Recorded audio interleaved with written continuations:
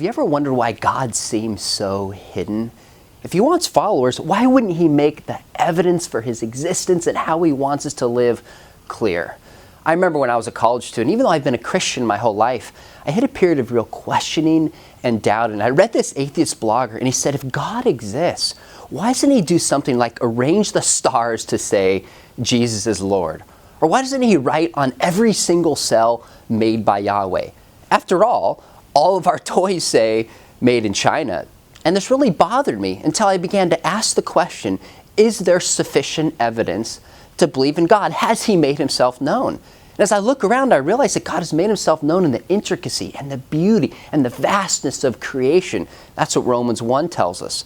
Romans 2 tells us by our conscience we know there's a moral law, and if there's a moral law, there must be a moral lawgiver. God has revealed himself in history through the person of Jesus, in particular the resurrection, through fulfilled prophecy, and through the church.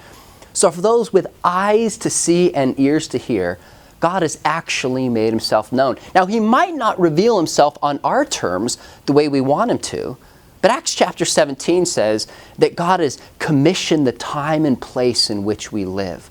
But the question is, are we willing to seek after him?